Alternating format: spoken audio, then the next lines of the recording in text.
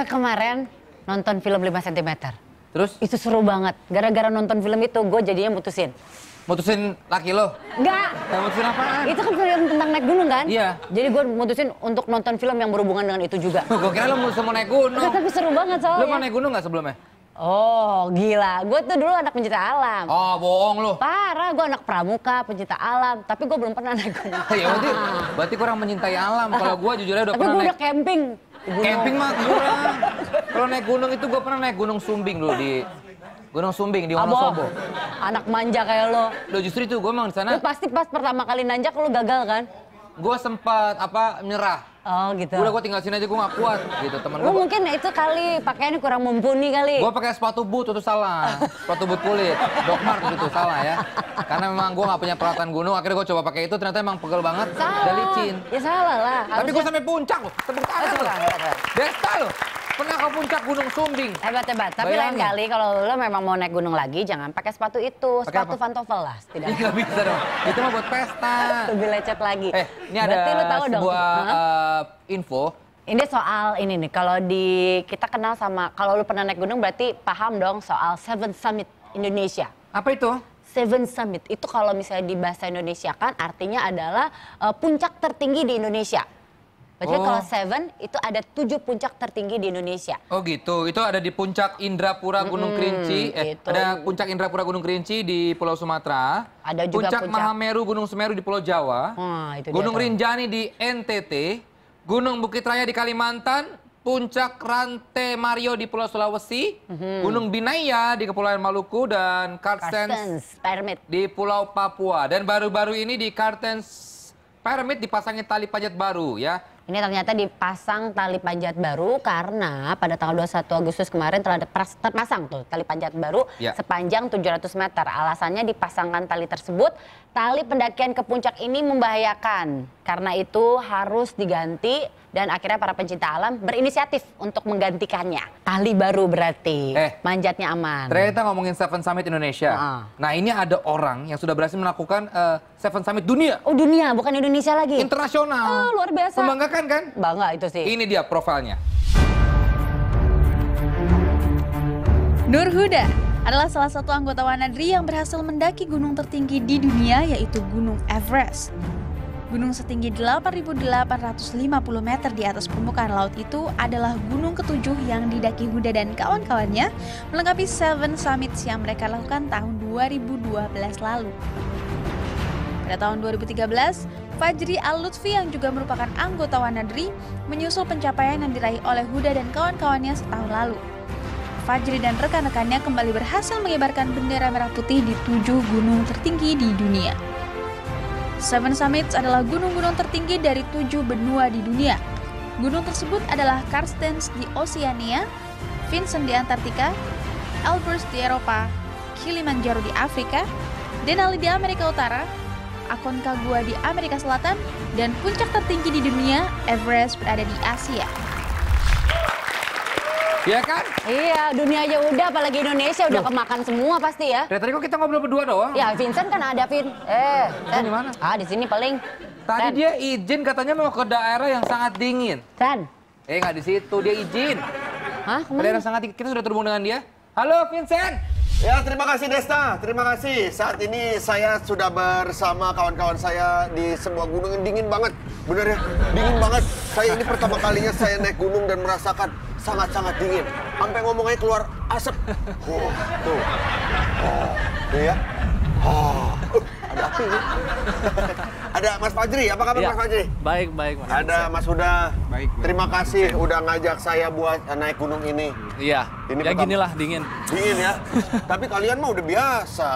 Kemarin udah Seven Summit dunia kan? Ceritain sedikit.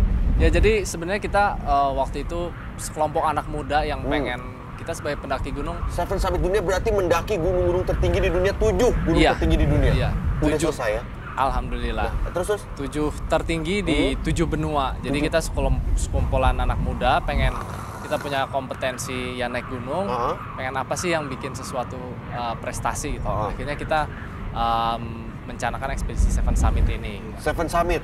Dan itu kelar dalam waktu berapa lama? Jadi kita mulai itu kan 2010 waktu itu. Nah waktu itu kondisinya adalah dari Indonesia itu usahanya mulai dari tahun 90. Dari tahun 90? Dari tahun 90 itu sudah mulai usaha untuk menyelesaikan Seven Summit. Nah, saat kita mulai berarti generasinya bukan generasi yang ini dong? Bukan. Generasi sebelumnya malah? Senior-senior kita dulu yang mulai.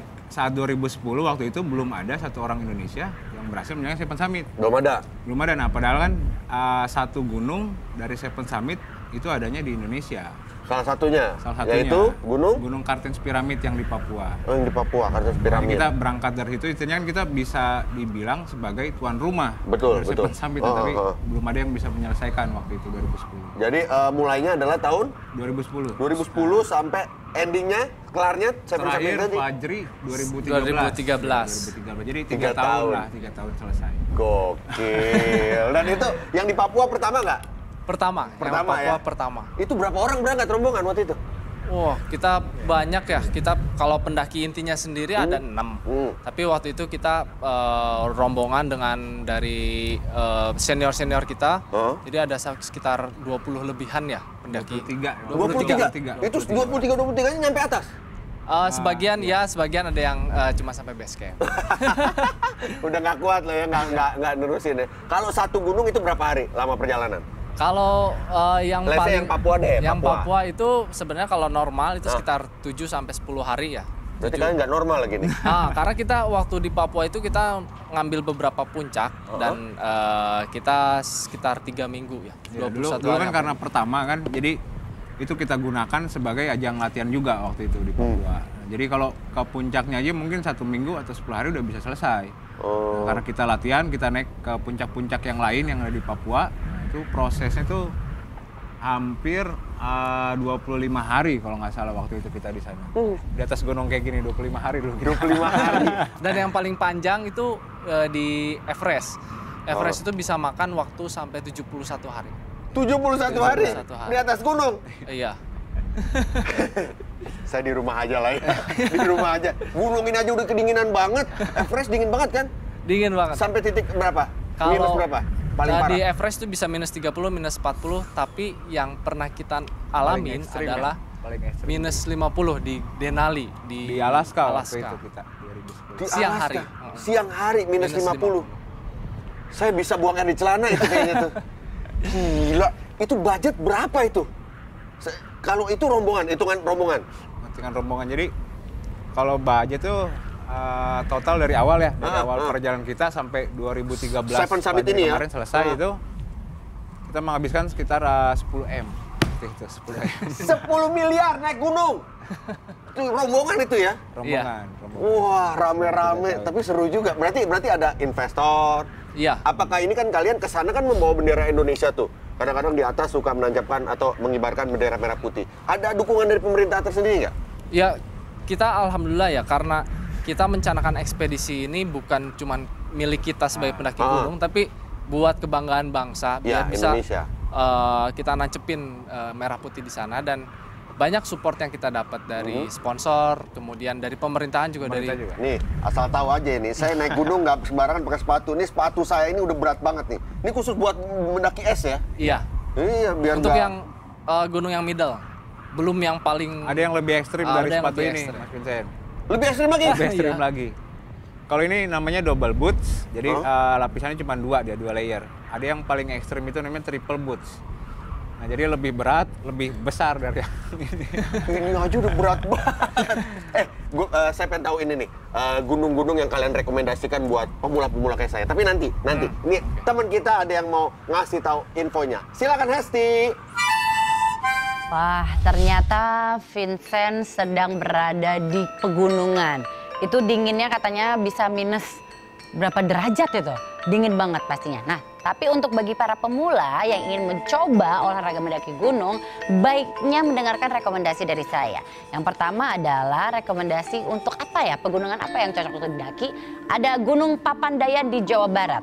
Bagi seorang pemula, Papandayan itu merupakan gunung yang sangat cocok untuk mengawali pengalaman mendaki. Gunung ini terletak di wilayah Kabupaten Garut, tingginya sekitar 2.665 meter dari permukaan laut. Trek Papandayan cukup landai, meskipun demikian pendaki tetap harus berhati-hati karena jalurnya merupakan tanah berbatu, apalagi bagi pemula. Berikutnya, rekomendasi untuk pegunungan yang bagi pemula ada di Gunung Ijen, Jawa Timur. Gunung Ijen di Banyuwangi yang terkenal dengan kawah yang mempesona ini, dan gunung ini memang patut dicoba untuk didaki karena cukup menantang.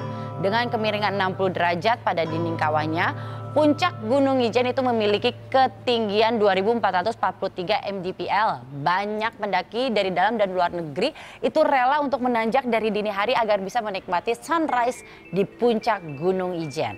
Jadi untuk Anda yang pemula mau coba lebih menantang, cobalah mendaki Gunung Ijen. Berikutnya Gunung Kelimutu, NTT. Nah, gunung yang berada di Taman Nasional Gunung Kelimutu itu merupakan di Kabupaten Ende Flores, NTT ini sudah terkenal hingga mancanegara. Untuk mencapai puncak, sebuah jalur yang bersih dan bebas dari rumput liar telah disiapkan pengelola gunung. Anda juga tidak perlu mendaki tinggi-tinggi, karena dari kaki gunung hingga puncak hanya berjarak 1.639 mdpl. Nah, tidak terlalu tinggi dan cocok untuk pendaki perempuan. Cocok juga nggak ya untuk yang pakai high heel? Buat daki-daki. Nggak cocok dong. Nah, kalau misalnya dakian kan nggak apa-apa. Beda-beda, mama. Cuma jorok lu nya. Itu mesti digosok. Oke, yang terakhir adalah Gunung Sibayak, Sumatera Utara. Ini adalah gunung yang terkenal dengan panorama eksotis. Tidak hanya itu, gunung ini juga dikenal memiliki jalur pendakian yang mudah. Puncak gunung ini berada di ketinggian 2.212 mdpl dan memiliki bentuk seperti tapal kuda.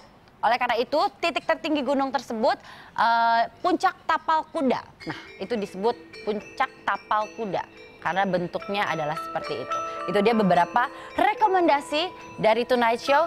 Siapa yang ingin memulai? Langsung saja mulai dari sekarang. Mungkin ada rekomendasi lain? Vincent mana udah?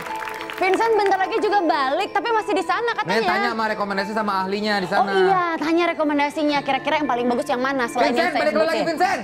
Sen?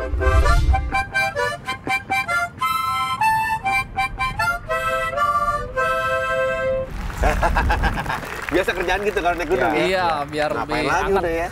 Iya. Itu tadi ada rekomendasi dari Esti beberapa gunung-gunung buat pemula. Pemula-pemula kayak saya gini nih. Ada rekomendasi lain? Mungkin tambahannya ya, mungkin Gunung Gede itu yang di daerah Bogor itu mungkin bisa masuk menjadi salah satu. Itu udah paling simpel ya kayaknya ya, gunung udah paling simpel ya? Simpel, mudah diakses, dan ketinggiannya juga nggak terlalu ekstrim. Yang penting mah persiapannya gitu, persiapannya diperhatikan lah, perlengkapan. Makanan yang kayak gitu diperhatikan, saya rasa sih sangat recommended lah. Iya, itu tadi pepandaian juga bagus ya, tapi mungkin yang perlu diperhatikan adalah itu tadi preparation, dan pertama suka dengan kegiatan di alam, karena nanti pada saat pertama kali ke alam kita akan merasa nggak nyaman dulu awalnya. Pasti. Suhunya, dinginnya, capeknya. Nah, jadi mulailah dari yang ringan dulu, nanti udah merasa nyaman boleh kita naikin. Pepandaian oke lah ya. Oke. Yang penting sih bisa enjoy aja, Mas Vincent. Kita kan tujuan naik gunung kan emang buat enjoy gitu. Kalau nggak enjoy ya mending nggak usah. Iya benar. Tapi benar kata orang-orang bahwa ketika lo naik gunung lo akan ketahuan sifat asli dari seseorang itu ketahuan. Iya nggak? Iya. Yang katanya pelit lah, yang katanya emosian, yang katanya orangnya sabar. Kalau naik gunung semua bakal ketahuan. Iya bisa. Oke, kalau gitu sukses buat teman-teman dari Wanadri juga. Habis ini next ada project naik apa lagi nih? Udah Seven Summit udah selesai? Kita pengen bikin buku ya buat share tentang pengalaman kita akhir tahun ini. Mudah-mudahan spirit terus kisah perjalanan kita itu bisa kita tulis. Akhir tahun ini akan keluar bukunya ya. Judul bukunya? Belum tahu. Belum tahu. Pokoknya nanti kan nanti akhir tahun lah, akhir tahun. Yang suka daki-daki gunung tuh, tapi bukan gunung kembar kayak saya ini ya, bukan. Oke, terima kasih rekan-rekan di studio. Saya Vincent, Fajri dan juga Huda melaporkan langsung dari Gunung Sahari. Hanum, ada yang mau? Silakan.